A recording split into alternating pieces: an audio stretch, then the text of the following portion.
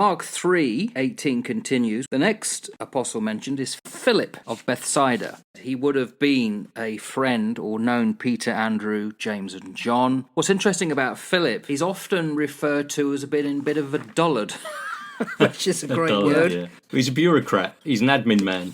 That's what he is. Yeah. At least he seems to be. We don't get a lot of knowledge about these disciples, but what we do is we get little windows into their character. You can tease out of the scripture. You go, oh, that's interesting. So he's that type of person. And he is always seen as the lead in the second group, which comprises Bartholomew or Nathaniel, Thomas and Matthew. Yeah. One of the interesting things I find here, this is something that people might get a little bit confused on. This is not the same Philip that's referred to in Acts chapter 6 that meets the Ethiopian eunuch. This is a different Philip. That's Philip the evangelist? Yeah, so this is not that Philip. This is Philip the apostle. Why do they get confused then? Because his name's Philip. But there's a lot of crossover names here. There are a lot of crossover names, so you need to be careful as you read, because there's a number of Jameses. There's James the Greater, there's James the Lesser, there's James the brother of Jesus. It's like a Tolstoy novel. That's right. You need to unpack it carefully, otherwise you're going to go down the wrong path somewhere with the wrong person. One of the things that I quite like about this guy Philip here is that Philip is a Greek name. Yes. Lover of horses. Yeah.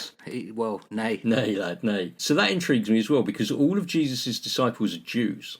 Yeah, but we've already said John was a Greek speaker. I suspect that Philip is one of the Hellenistic Jews. Okay, you need to explain that one, because we've not talked about that yet. So a Hellenistic Jew is basically a Jew who comes from the Greek lineage. Decapolis, possibly. You were talking, when we talked about John, of his command probably of Greek and all the rest of it. Well, if there are Hellenistic Jews within the bunch as well, the chances are they could even have been conversing with each other in the Greek. The Greek language is so crucial to this, because obviously you only have to read Greek-English interlinear text to know that the New Testament is in Greek, and that really imposes quite a few things to bear in mind. One, as you know, certain words from Aramaic into Greek, into Latin, into English will be translated effectively, but slight nuances. Think of bottles that we talked about. Also, I don't think John could have ever come up with a concept of logoi, the word